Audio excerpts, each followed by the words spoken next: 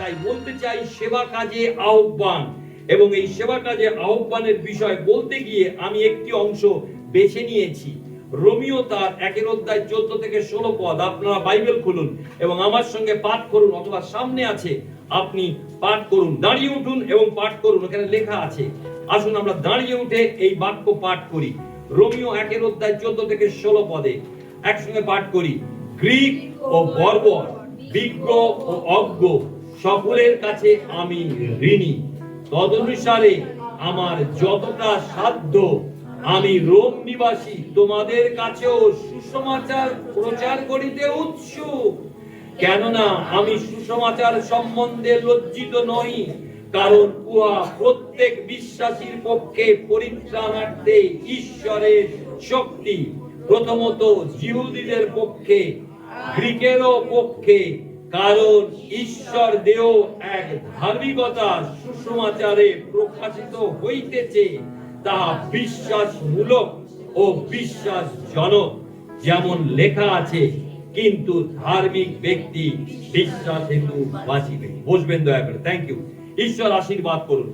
আজকের এই শাস্ত্রাংশে আমরা দেখতে পাই যে কি এমন বিষয়, সেই অন্তর্দৃষ্টি, সেই দর্শন আমরা দেখতে পাই সাধু পৌলের মধ্যে, যা তাকে প্রেরণা দিয়েছিল, প্রিয় ভাই বোন, শক্তি দিয়েছিল এবং সমৃদ্ধ করেছিল তাকে, এবং পরাক্রমশালী করেছিল, যেন ঈশ্বরের সেবক রূপে, ঈশ্বরের মিশনারি রূপে তিনি সেবা কাজ করতে পারেন। আমি একজন ব্যক্তির কথা বলবো, আর তার নাম হচ্ছে হাডসন টেলর। তিনি চায়নাতে গিয়েছিলেন, চীন দেশে, এবং সেখানে তিনি মিশনারি ছিলেন। তার অনেক দামি দামি কোটেশন আমরা শুনে থাকি।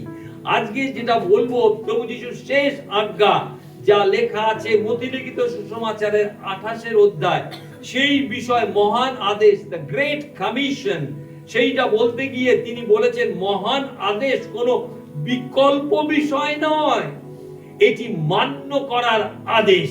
আমাদের সকলকেই আদেশ দেওয়া হয়েছে। তাতে আমরা যেমনই শারীরিক অবস্থা থাকুক আর না থাকুক, আমাদের শিক্ষা দীক্ষা যত থাকুক আর না থাকুক, এইটা আপনাকে আমাকে দেওয়া হয়েছে।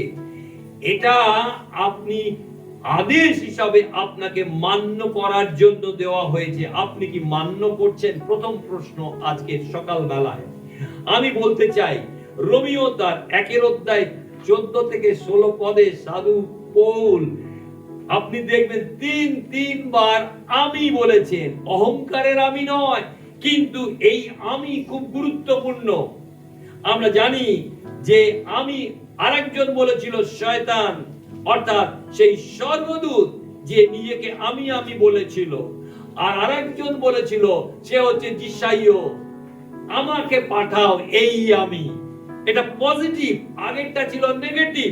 আর সাধু পৌল 3টি বিষয় বলেছেন। 14 পদে আমি ঋণী, ও তিনি বলছেন আমি সেবা কাজে